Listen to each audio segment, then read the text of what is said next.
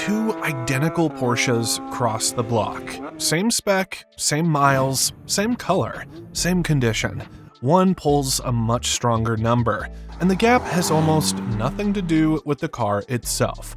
It comes from the service history. One file reads clean in 5 minutes.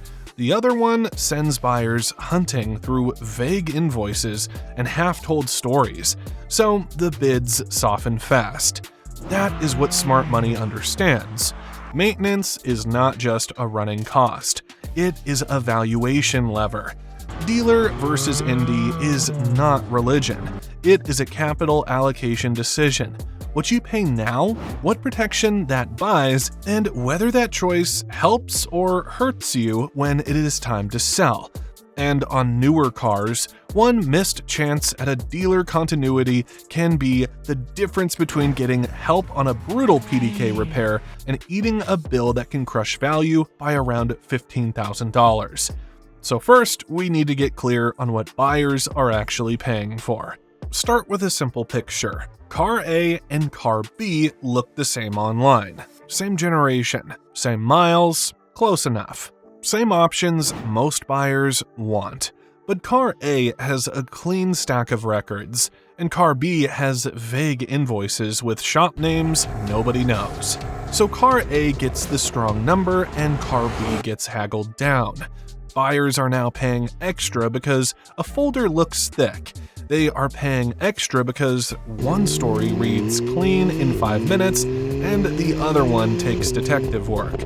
And when a Porsche buyer starts doing detective work, the price drops. Period.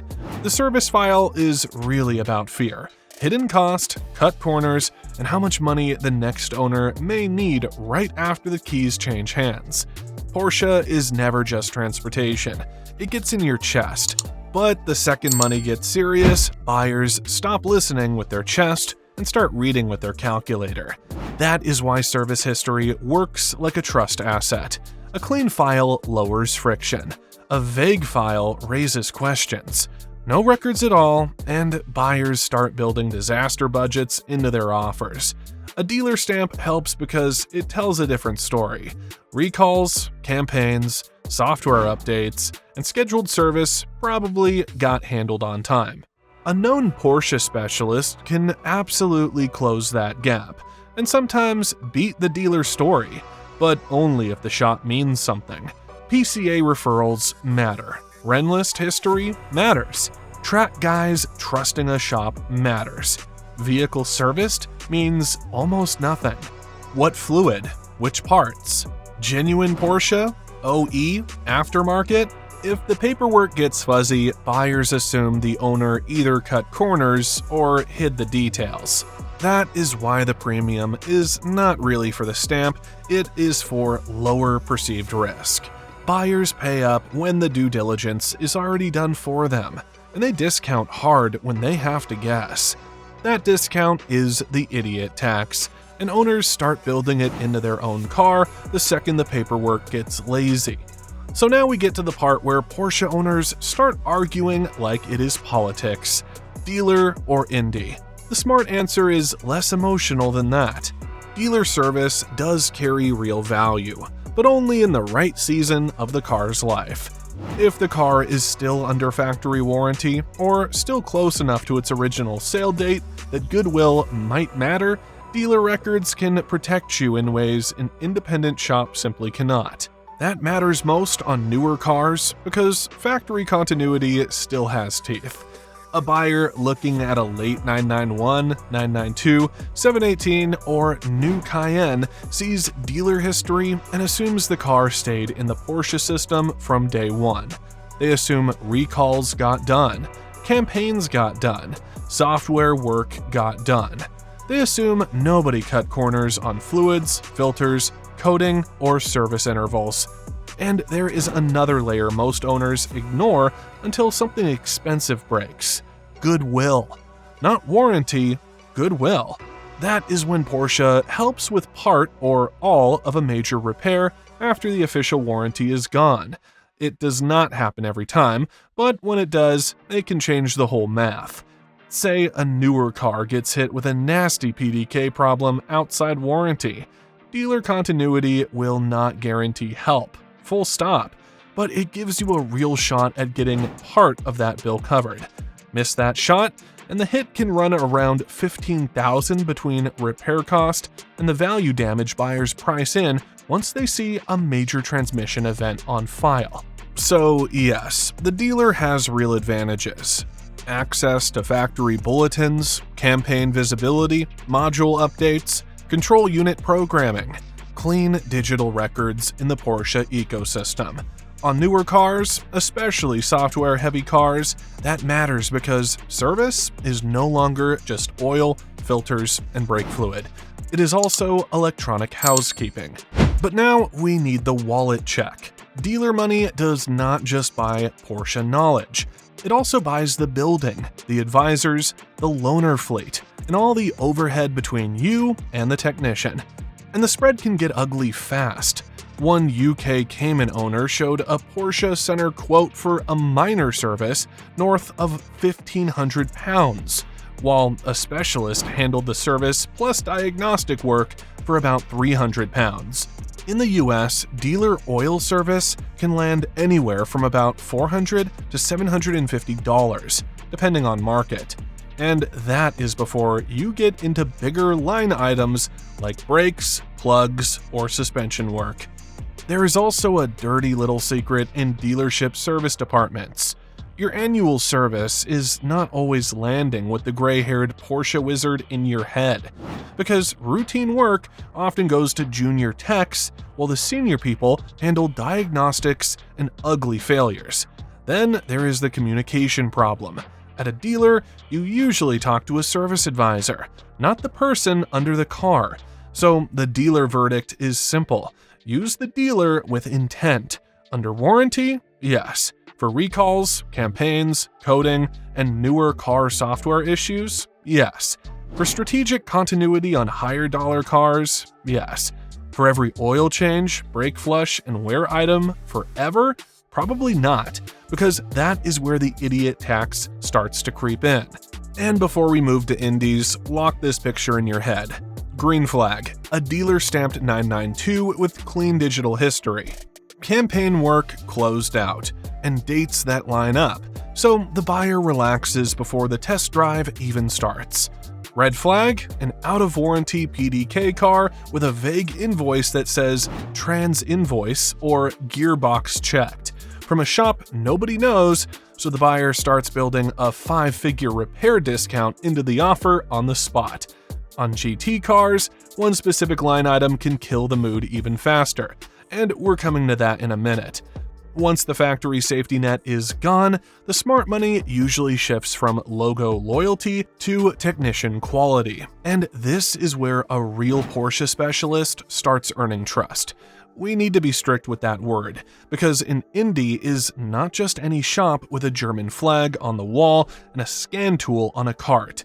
A real Porsche specialist is the shop your local PCA people name without thinking. The place track drivers use. The place long-term owners keep coming back to after the first expensive repair goes right. That pattern keeps showing up because the best indies live inside the enthusiast network. Owners ask Renlist, they ask their PCA chapter, they ask HPDE instructors, and the people who prep track cars.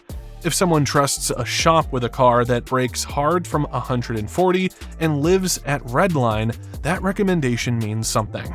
In day-to-day ownership, the biggest advantage is continuity.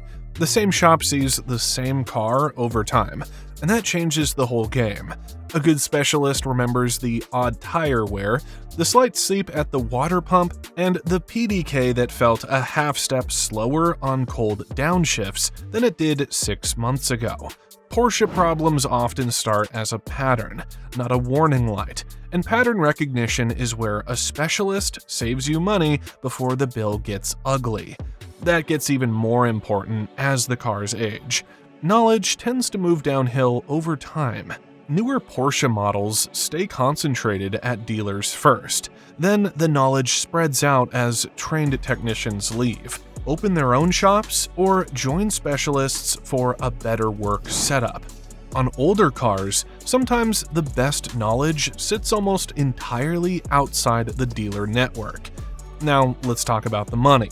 The spread between dealer and specialist pricing on larger jobs can be brutal. Owners on the 718 forum reported front brakes at about $940 from an indie versus about $2,400 from a dealer. Another owner reported a 60,000-mile service at $2,000 from a specialist against a $3,000 dealer quote. In the UK, one forum post put specialist labor around £98 an hour compared with roughly £234 at a dealer. That gap is not pocket change. That is the difference between funding preventative work now or paying for failure later. But we need one hard warning here. Not every indie is a bargain, and not every specialist deserves the label. Some now charge dealer-style money for routine work because they know Porsche owners are trained to accept pain. Others write invoices that tell you almost nothing, and that is where the idiot tax comes roaring back. This is the part GT buyers read with a flashlight. They are scanning for one specific line item, paintwork. Not because paintwork is always bad, but because vague invoice language around bumper respray, front clip work, stripe replacement, or panel blend sends buyers straight into accident math and provenance panic. If the car is a GT3, GT4, Spider, Speedster, or RS car, that one fuzzy line can turn a clean history into a negotiation war before anybody talks about compression, over revs, or tire date codes. So, what separates a real specialist from a shop that only plays one on Google? The paperwork tells the story. Good indies spell out whether the part is genuine, Porsche, OE, OEM, or aftermarket. They list fluid specs. They note inspection findings. They explain what changed from the last visit. Many will also buy genuine Porsche parts through dealer channels when the job calls for it, which kills the lazy idea that dealer means real parts and indie means cheap substitutes. This is where the real value lives, not in bargain pricing and not in anti-dealer ideology. It lives in informed service from people who actually know the machine, know its weak points, and know how to build a record the next buyer can trust. A Porsche is something you feel in your chest, yes, but ownership still runs on math, and the right specialist protects both the feeling and the money. So if you want the smart answer, stop treating this like dealer versus indie and start treating it like timing, purpose, and paperwork. The best strategy for most Porsche owners is hybrid. Use the dealer when the factory link still buys you something real. Then shift to the right specialist when long-term stewardship matters more than showroom polish. Here is the tiered play. If you own a 992 or anything still under warranty, stay close to the dealer. That car still lives in a software-heavy, goodwill-sensitive part of its life. And factory continuity has real cash value. A buyer sees dealer continuity on a 992 and relaxes because the story reads clean. If you own a 981 or 991 that is out of warranty, the smart money usually goes to a real Porsche specialist because that is where labor rates, model knowledge, and aging car pattern recognition start working in your favor. If you own a GT car, play it down the middle.